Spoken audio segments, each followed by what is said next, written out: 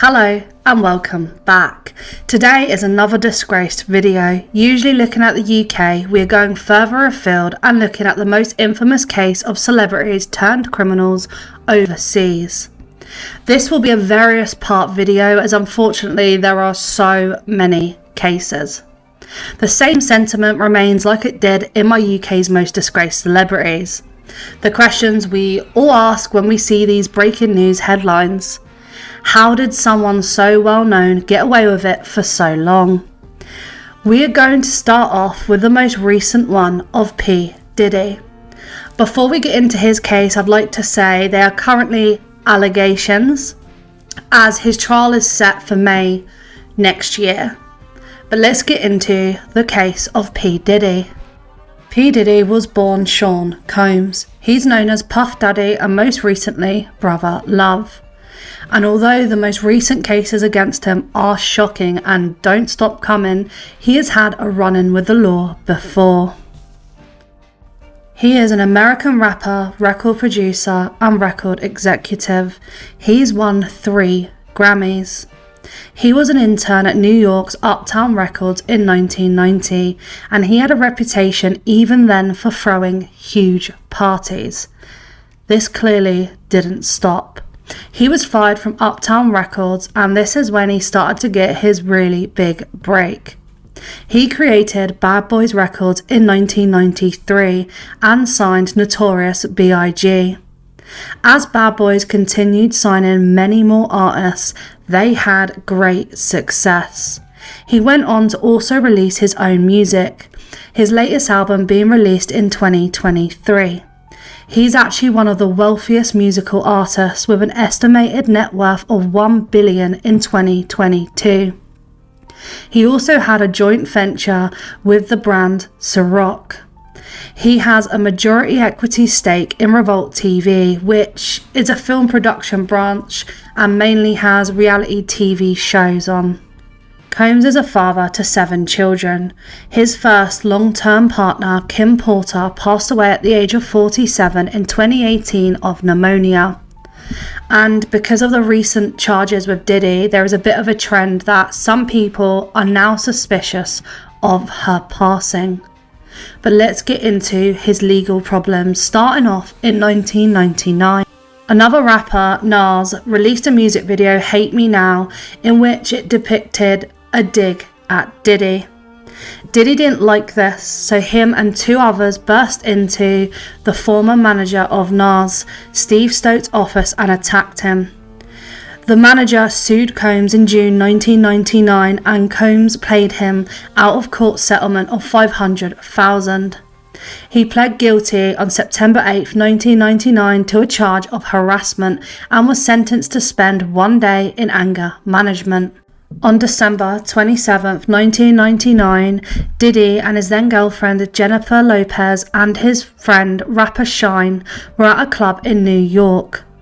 Gunfire broke out in the club, and after a police investigation, Diddy and Shine were arrested for weapon violations and other charges. Diddy was charged with 4 weapons-related charges and with bribing his driver to claim ownership of his gun. Diddy was found not guilty on all charges, yet Shine was convicted on 5 of his 8 charges and sentenced to 10 years in prison. During the 2000s, he seemed to have gone through a lot of lawsuits involving business and assault, but he was never charged, as he seemed to settle these outside of court by payments of undisclosed amounts. In 2009, the Los Angeles Times claimed that the Notorious B.I.G. and Combs orchestrated the 1994 robbery and shooting of Tupac. They claimed in the article that they had FBI documents to back this. He was never charged with anything to do with this crime, although again, there is rumours and people really do think he had something to do with Notorious B.I.G.'s passing as well as Tupac's. In May 2017, Diddy's former personal chef Cindy Ruder filed a lawsuit in LA claiming harassment and retaliation. The lawsuit was settled like many of his others for an undisclosed amount. 2023 was the start of the wave of allegations against P. Diddy. His former long-term girlfriend, Cassie Ventura, filed a lawsuit against him on November 16, 2023, accusing him of trafficking and physical abuse. The lawsuit also suggested that Diddy was responsible for blowing up Cassie's then-boyfriend's car. They reached an undisclosed settlement the following day, and the lawsuit was dismissed.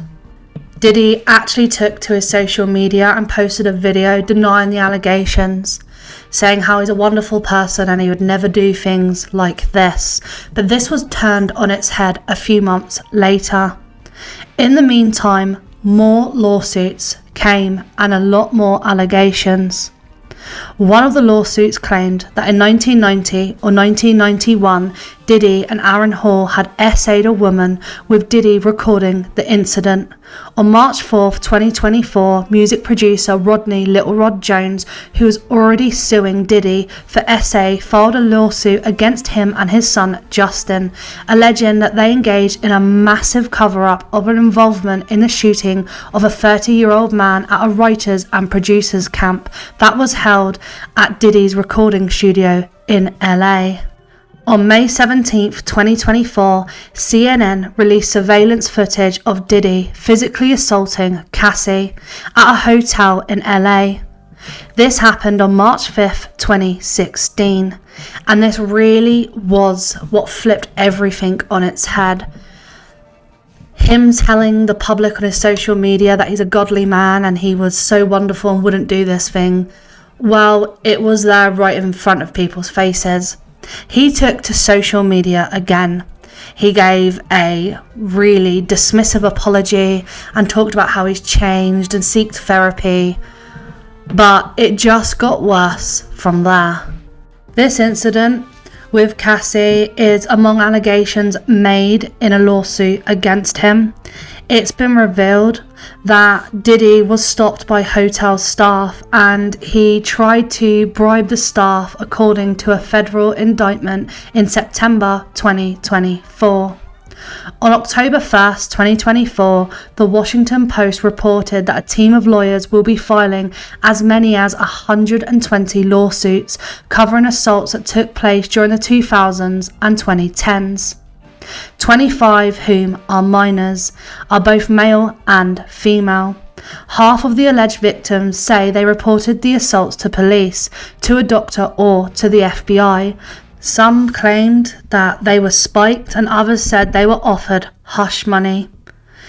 There are also additional potential defendants, as other than P. Diddy, other high-ranking celebrities have also been named in some of these cases. The lawyers said, the names that we're going to name, assuming our investigators confirm and corroborate with what we've been told, are names that will really shock you. They said that they have heard abuse allegations against Combs from 3,000 people, and their team is currently actively examining another 100 potential cases. Erica Wolf, who's a member of Combs' legal team, told the BBC that Combs looks forward to proving his innocence and vindicating himself in court, where the truth will be established based on evidence, not speculation. Combs was arrested and charged in the Southern District of New York in September 2024 on the charges of racketeering, trafficking by force, and transportation for the purposes of ladies of the night. He's awaiting trial in federal custody at the Metropolitan Detention Center in Brooklyn. In these lawsuits that are filed, it's alleged that a lot of these crimes took place in his big parties he threw, which are known as freak-offs. They actually raided his LA mansion and they seized drugs and 1,000 bottles of baby oil. Combs denied all charges and entered a not guilty plea. Other allegations are forced labour, kidnapping and bribery. In the case filings, he is described as the head criminal of an enterprise that used women using threats of violence to force them into participating in activities with men of the night, as well as being forced to use substances. Most recently, he was denied bail after prosecutors argued that he posed a significant risk to the trial. They said that he had already tried to obstruct the government's investigation of this case, repeatedly contacting victims and witnesses and feeding them false narratives of the events. At this point, there are more than 100 allegations made against him, and his trial date is May 5th, 2025. Next, we cover a former friend of P. Diddy's, R.Kelly. He was born Robert Kelly on the 8th of January 1967, and he was a former singer, songwriter and record producer. He had crazy commercial success in R&B, hip-hop and pop music. He sold over 75 million albums and singles worldwide, which made him one of the best-selling music artists of all time and the most successful R&B male artist of the 1990s. He was recognized as one of the best-selling artists in America with 40 million albums sold, and he won 3 Grammys. In his autobiography, he talked about his hard upbringing. He stated that when he was 8 years old, an adult woman in the household coerced him into photographing her in compromising positions with another adult. From age 8 to 14, he said he was essayed by an older female. R. Kelly's younger brother, Carrie, stated that he also suffered years of essay at the hands of his older sister. But R. Kelly himself has been swamped with many allegations. He has been tried in multiple civil suits and criminal trials. In 1996, Tiffany Hawkins alleged that in 1991, when she was aged 15 and Kelly was aged 24, they had relations with her and encouraged her to entice underage friends. A lot like Diddy, through these court cases, he was either found not guilty or he settled the cases outside of court with undisclosed amounts, and the cases where he was found guilty and charged, he had a very lenient sentence. In 2002, he was prosecuted as there was a leaked video of children, and this was very controversial, but it actually ended with him being acquitted. In August 1997, he was found guilty of battery and he was placed on unsupervised probation for 1 year. In 2019, it kind of all came falling down for him. He had very easy charges, very lenient, like I said. He found not guilty in a lot of cases, but a documentary was released in 2019 called Surviving R. Kelly, and it re-examined all these allegations against him, as well as misconduct with minors. He actually lost his deal with his record label and his contract was completely terminated. It also made law enforcement begin additional investigations.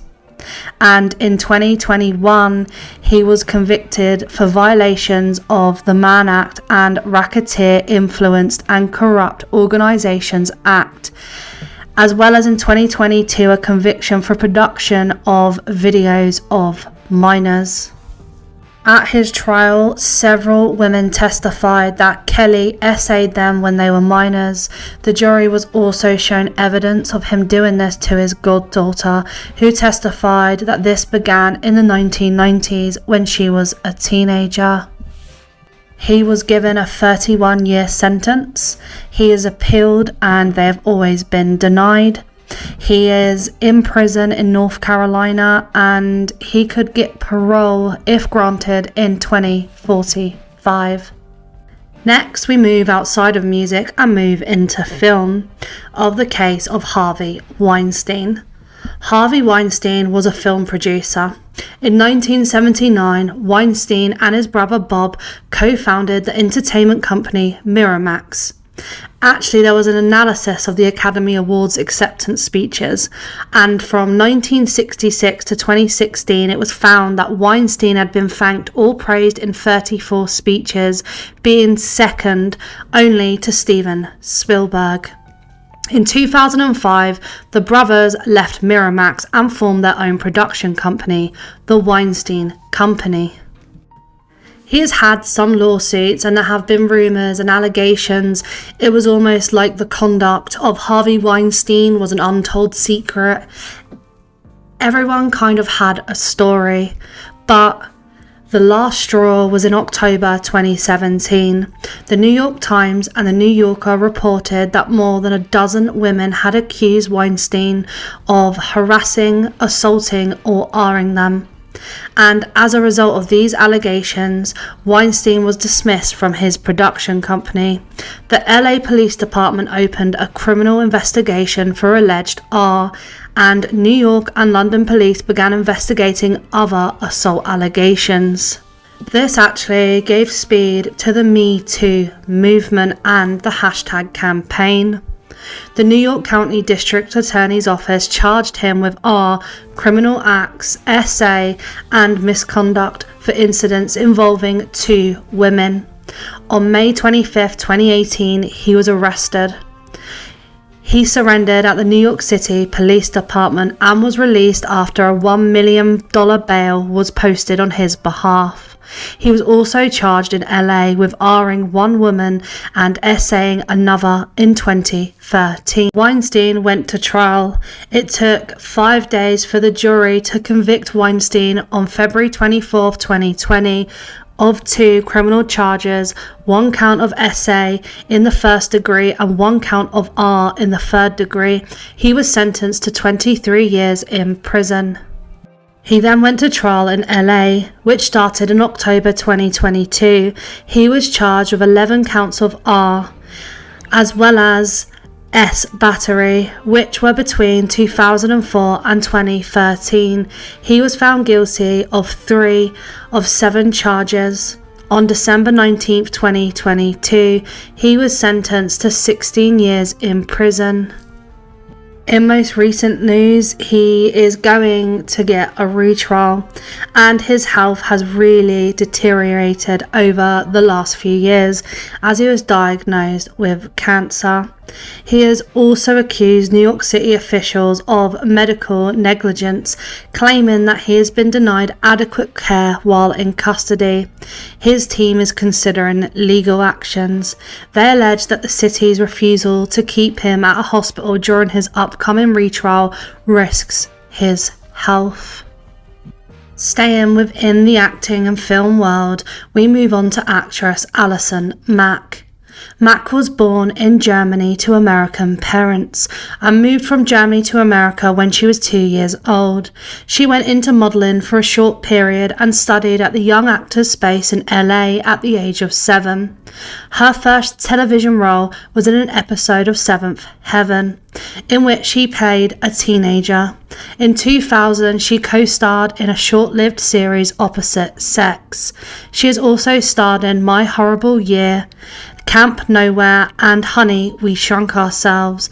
But her biggest role was in October 2001, when Mack began starring as Chloe Sullivan, which was one of Clark Kent's best friend in the television series Smallville. From this role, she earned several awards and nominations, including the Teen Choice Award for Best Sidekick in 2006 and 2007. She appeared in Smallville as a series regular for 9 seasons and returned as a main cast member in the 10th and final season. But now we move on to her trouble with the law.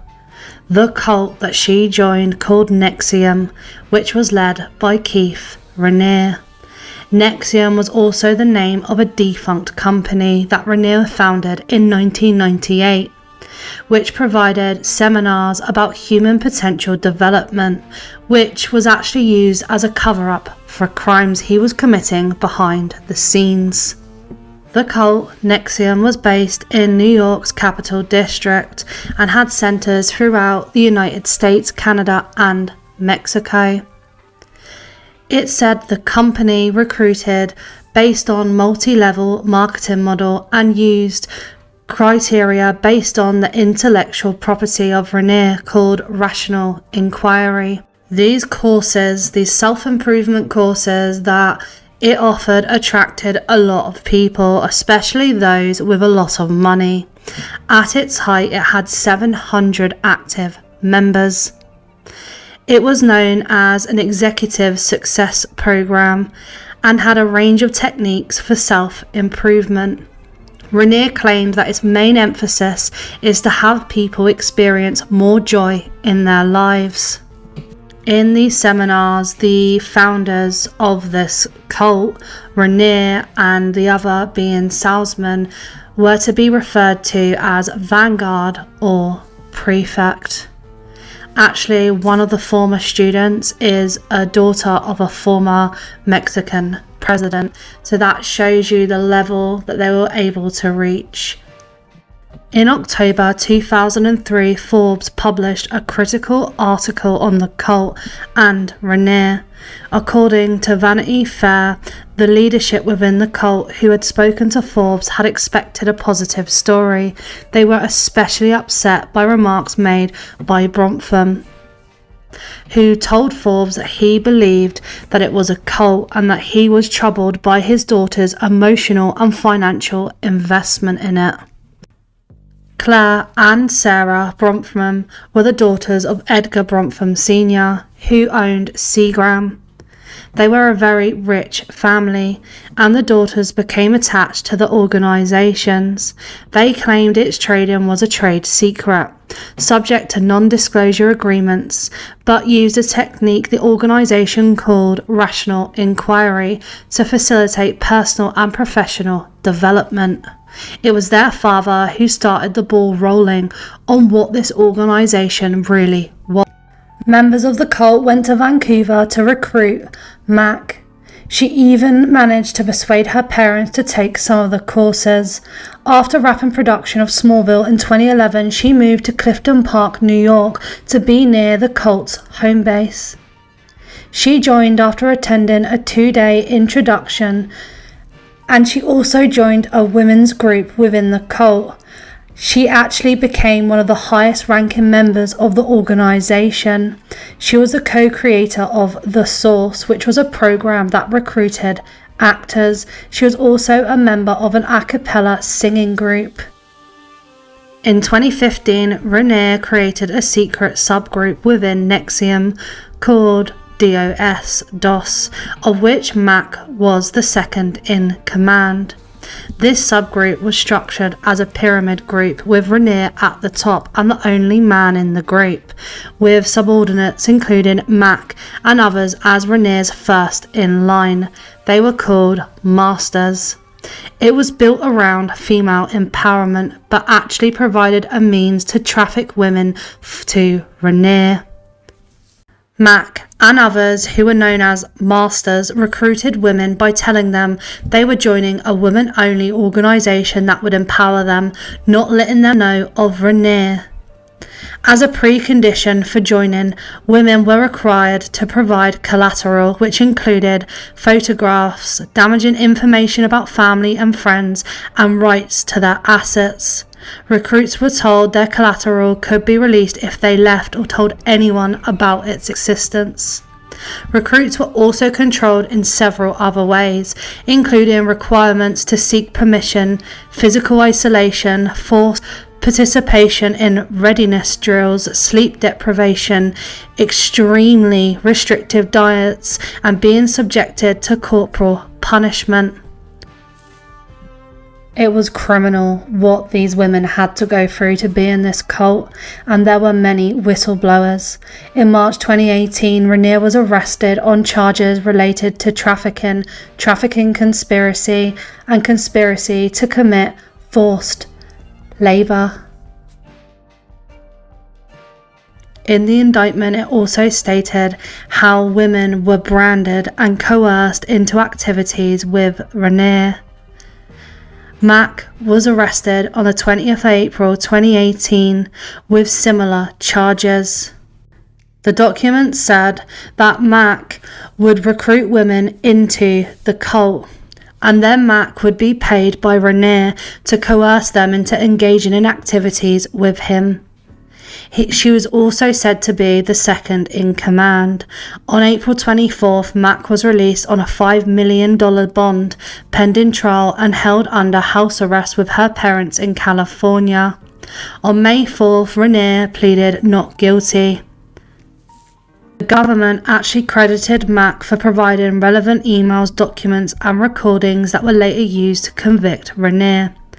On April 8, 2019, Mack pleaded guilty to racketeering and racketeering conspiracy. She wasn't called to testify against Keith Raniere, but prosecutors said that Mack was available to testify at Raniere's trial if requested to do so. At the end of his trial, Raniere was found guilty of racketeering conspiracy, conspiracy to commit identity theft, conspiracy to unlawfully possess an identification document, exploitation of a child, possession of CP, conspiracy to commit identity theft, conspiracy to alter records, conspiracy to commit Identity Theft Act 7, trafficking for labour services, trafficking, forced labour, wire fraud conspiracy, attempted and was handed 120 years in prison. Allison Mack pleaded guilty to racketeering and racketeering conspiracy and was sentenced to 3 years in prison. She was released in July 3rd, 2023. Now we move on to Bill Cosby, who was an American comedian, actor and media personality. He performed in lots of films over a decade in stand-up comedy and had his longest running live action role being that of Cliff in the sitcom The Cosby Show. Early allegations against Cosby date back to December 1965.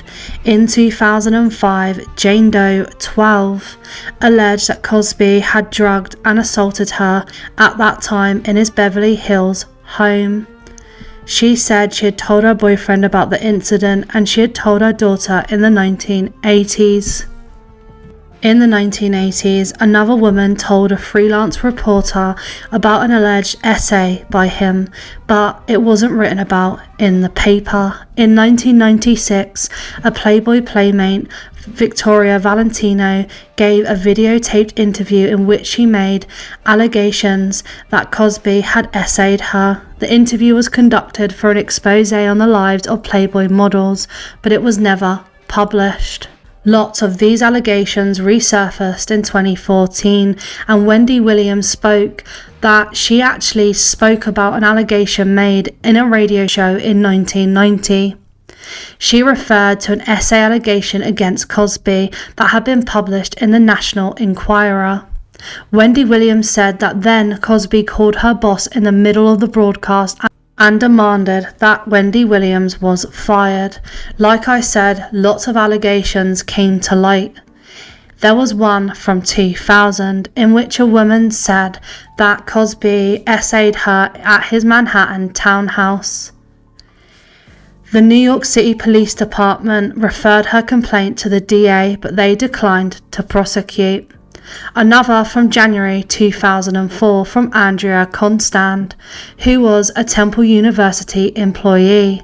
She accused Cosby of drugging and fondling her, but there was no charges due to insufficient and credible evidence.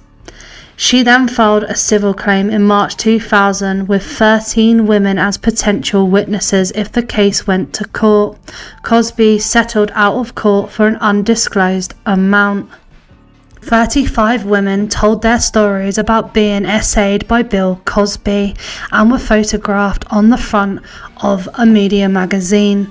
11 other women known to the New York alleged essay by Cosby declined to be photographed and interviewed for the feature. According to Vox, the stories span more than 5 decades and are remarkably similar, typically involving the comedian offering a woman a cup of coffee or some sort of alcoholic beverage, which may be spiked, and allegedly SAing the victim as they were impaired or unconscious. Cosby denied the allegations and maintained his innocence. In November 2014, he responded to a question about the allegations and said, "I don't talk about it. Most of the SA allegations against Cosby have fallen outside of the statutes of limitations for criminal prosecution, but numerous civil lawsuits have been brought against him." On April 26, 2018, following a trial, Cosby was found guilty of 3 counts of aggravated indecent assault. On September 25, 2018, he was sentenced to 3 to 10 years in state prison and got a $25,000 fine, together with the cost of both court cases. On June 30th, 2021, the Supreme Court overturned Cosby's conviction, citing violations of his due process rights. Cosby was released from prison on the same day that his conviction was overturned. He served nearly 3 years. Now we move on to Jeffrey Epstein, who I actually talked a little bit about in my most disgraced UK celebrities when talking about Prince Andrew.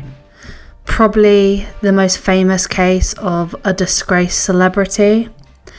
But let's get into his case. He was an American financier. He joined Bear Stearns in 1976 as a low-level junior assistant to a floor trader. He moved up to become an options trader. He really moved up the ranks quickly, but he also lied on his CV, and it was quite dodgy dealings from the start. In August 1981, he founded his own consultant firm, Intercontinental Assets Group, which assisted clients in recovering stolen money from brokers and lawyers. He then created another financial management firm called Epstein and Company. The company was said to have been formed to manage the assets of clients with more than $1 billion in net worth. The only publicly known billionaire client of Epstein was Leslie Wexner, who's the chairman and CEO of L Brands and Victoria's Secret. Between 2002 and 2005, Epstein invested $80 million in DB Zahn Special Opportunities Fund, which was a hedge fund that invested in debt securities. In November 2006, Epstein attempted to redeem his investment after he was informed of accounting problems in the fund. By this time, his investment had grown to $140 million. He met Ghislaine Maxwell, who was the daughter of a media mogul, Robert Maxwell. In a trial in 2016, it was said that they met through a mutual friend in 1991. They both spent times with celebrities, royals, and some of the richest people in the world. The couple used these ties and their own money to commit awful crimes on young women. In March 2005, a woman contacted Florida's Palm Beach Police Department and said that her 14-year-old stepdaughter had been taken to Epstein's mansion by an older girl. While there, she was paid $300 to strip and massage Epstein. She had undressed but left the encounter wearing her underwear. Palm Beach police began a 13-month undercover investigation of Epstein, including a search of his home. During the investigation, Palm Beach Police Chief Michael Reiter publicly accused the Palm Beach County State Prosecutor Barry Kreshner of being too lenient and called for help from the FBI. The FBI then became involved, and the police alleged that Epstein had paid several girls to perform acts with him. Interviews with 5 victims and 17 witnesses under oath, a high school transcript, and other items found in Epstein's rubbish and home allegedly showed that some of the girls involved were under 18, the youngest being 14. The police search of Epstein's home found 2 hidden cameras and large numbers of photos of girls throughout the house, some of whom the police had interviewed in the course of their investigation. Adriana Ross, who was a model from Poland who became Epstein's assistant, removed computer drives and other electronic equipment from the Florida mansion before Palm Beach police searched the home as part of their investigation. In 2018, Julie Brown did an expose in the Miami Herald, which identified 80 victims and located about 60 of them. She then quoted the police, who said that they all told the same stories. Details from the investigation included allegations that of 12-year-old triplets were flown in from France for Epstein's birthday and flown back the following day after being essayed by the financer. It was alleged that young girls were recruited from Brazil and other South American countries, former Soviet countries and Europe, as well as Jean-Luc Brunel's MC2 modeling agency being involved, supplying Epstein with girls. But Epstein actually was arrested before. He was booked at the Palm Beach County Jail in 2006 and later released on a $3,000 bond. The police later said he offered a lenient plea deal because he was told that Epstein belonged to intelligence and was above his pay grade and to leave it alone. Epstein agreed to plead guilty in the Florida State Court to 2 felony counts of ladies of the night and to serve 18 months in prison, as well as register as an offender and pay money to 3 dozen victims identified by the FBI. The plea deal was later described as a sweetheart deal. He was found guilty in June 2008 as he pled guilty. And it actually came out that it was ladies of the nights with a girl who was below the age of 18. Most convicted offenders in Florida are sent to state prison, but Epstein was sent and housed in a private wing in the Palm Beach County Jail. He only spent 3.5 months there and was allowed to leave jail on work release for up to 12 hours a day, 6 days a week. The sheriff's own policies required a maximum remaining sentence of 10 months, making offenders unable for the privilege, but he was allowed. And after his release, he just carried on as he did. He had private parties on his island, he flew in high-ranking celebrities, royals, but this all did come crashing down. On the 6th of July 2019, Epstein was arrested by the FBI NYPD Crimes Against Children Task Force at an airport in New Jersey on trafficking charges. He was jailed at the Metropolitan Correctional Center in New York City. According to witnesses and sources on the day of his arrest, about a dozen FBI agents forced open the door to his Manhattan townhouse. They then gave him the search warrants. The search of his townhouse turned up evidence of trafficking and also found hundreds and maybe thousands of suggestive photographs of fully or partially unclothed females. Some of the photos were confirmed to be of underage girls. In a locked safe, compact discs were found with handwritten labels including the description "young" with their name. On July 8th, prosecutors with the Public Corruption Unit of the Southern District of New York charged him with trafficking and conspiracy to traffic. The grand jury alleges that dozens of underage girls were brought into Epstein's mansions for encounters. The judge was set to decide whether non-prosecution agreement that protected Epstein from the more serious charges should still stand. On July 23, 2019, Epstein was found injured and semi-conscious at around 1:30 a.m. on the floor of his cell with marks around his neck. Correctional staff suspected that he tried to take his own life, and his cellmate was also questioned, but they didn't rule out the possibility that was staged or he was assaulted by another inmate. According to NBC News, 2 sources said that Epstein might have tried to take his life, and a third said the injuries were not serious and could have been staged. After that incident, he was placed on watch. But just 6 days later, on the 29th of July 2019, Epstein was taken off the watch and placed in a special housing unit with another inmate. People who were close to Epstein actually said he was in good spirits. When Epstein was placed in the special housing unit, the jail informed the Justice Department that he would have to have a cellmate and that a guard would look into the cell every 30 minutes. These procedures were not followed. On August 9th, 2019, Epstein's cellmate was transferred out, but no one took his place.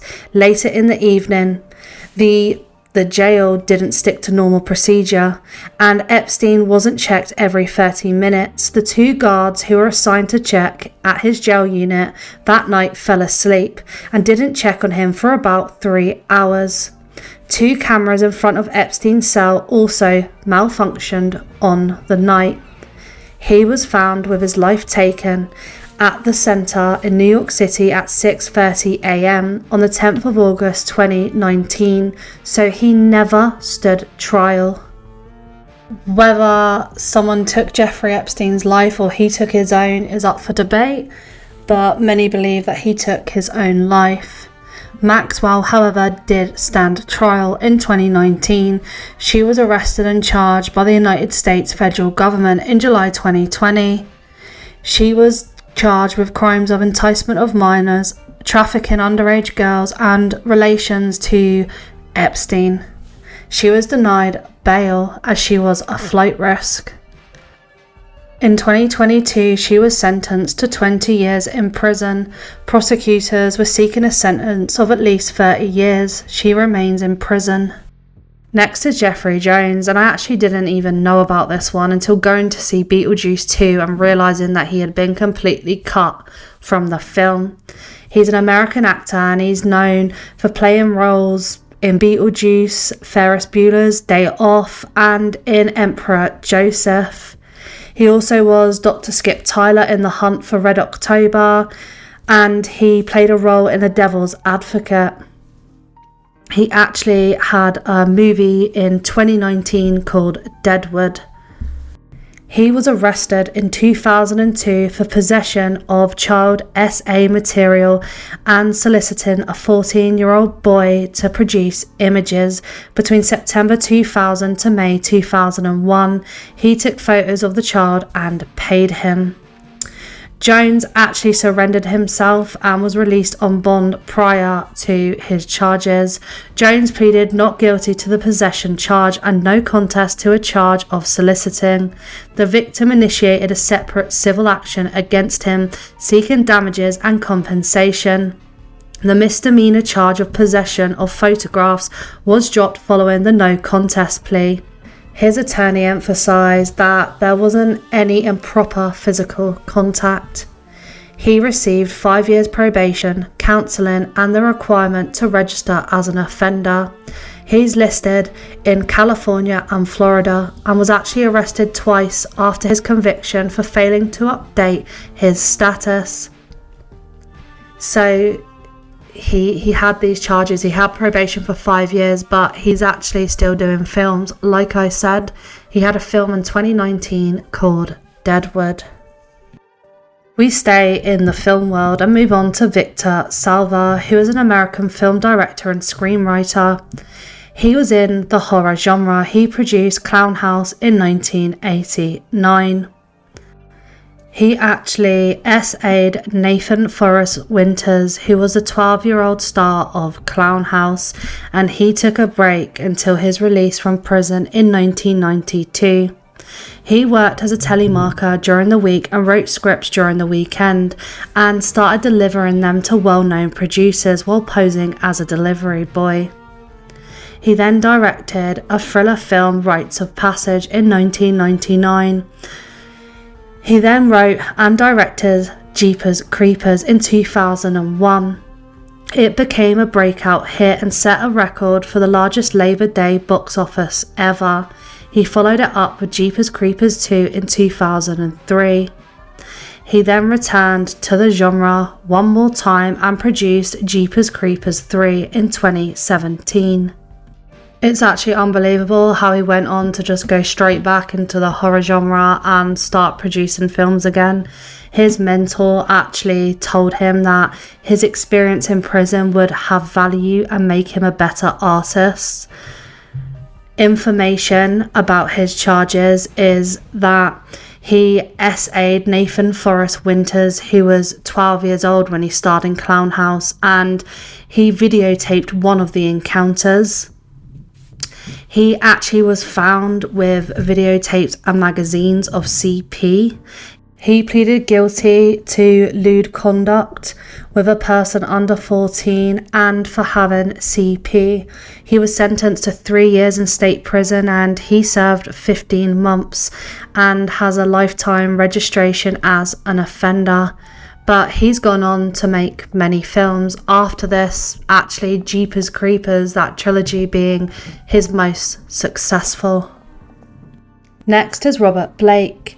He was an American actor, best known for starring in the 1970s film In Cold Blood, for the television series in the 70s, Beretta, and for playing the mystery man in the 1997 film Lost Highway. In 1999, Blake met Bonnie Lee Bakley. There was rumours that she had a history of exploiting older men and had already been married 9 times. The rumours were she especially liked to marry celebrities for money. She was dating Christian Brando, the son of Marlon Brando, during her relationship with Blake. Bonnie Lee became pregnant and told both Brando and Blake that her baby was theirs. Initially, Bonnie Lee named the baby Christian Shannon Brando and stated that Brando was the father. Bonnie Lee wrote letters describing her motives to Blake. Blake insisted that she take a DNA test to prove the paternity. Blake married Bonnie Lee on November 19, 2000, becoming her 10th husband. On May 4, 2001, Blake took Bonnie Lee out for dinner at an Italian restaurant in Studio City, California. Bonnie Lee was fatally shot in the head while sitting in the Blake's vehicle, which was parked on a side street around the corner from the restaurant. Blake claimed that he had returned to the restaurant to collect a pistol, which he had left inside, and said that he had not been present when she lost her life. The pistol Blake left in the restaurant was found and determined by police not to be the weapon used. On April 18, 2002, Blake was arrested and charged with taking Bonnie Lee's life. His longtime bodyguard, Earl Caldwell, was also arrested and charged with conspiracy in connection with the crime. A key event that gave LA Police Department the confidence to arrest Blake came when a retired stuntman, Ronald Duffy Hambleton, agreed to testify against him. Hambleton alleged that Blake tried to hire him to take Bonnie's life. Another retired stuntman and associate of Hambleton's, Gary McLarty, also came forward with a similar story.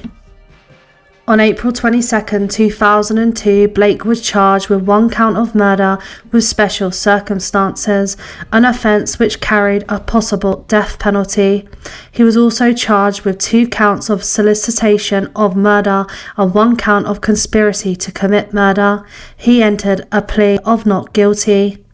On March 13, 2003, after he spent a year in jail, Blake was granted bail, which was set at $1.5 million. He was then placed under house arrest while awaiting trial. On March 16, 2005, Blake was found not guilty of murder and not guilty of 1 of the 2 counts of murder. The other count for solicitation to commit murder was dropped after it was revealed that the jury was deadlocked 11-1 in favour of an acquittal. Bonnie Lee's 3 children filed a civil suit against Blake, asserting that he was responsible for their mother's death. During the trial, the girlfriend of Blake's co-defendant, Earl Caldwell, said she believed Blake and him were involved in the crime. On November 18, 2005, a jury found Blake liable for the wrongful death of his wife and ordered him to pay $30 million. On February 3rd, 2006, Blake filed for bankruptcy. He passed away in LA on March 9th, 2023, aged 89. And that concludes our video today. As I said in the intro, there will definitely be a part 2 as there are many more. I obviously touched mainly on America today. There are a few more cases from here, but I will be looking at other countries such as Canada, Europe, and some celebrities from Africa. So there will be a part 2. As always, thanks so much for watching, and until next time.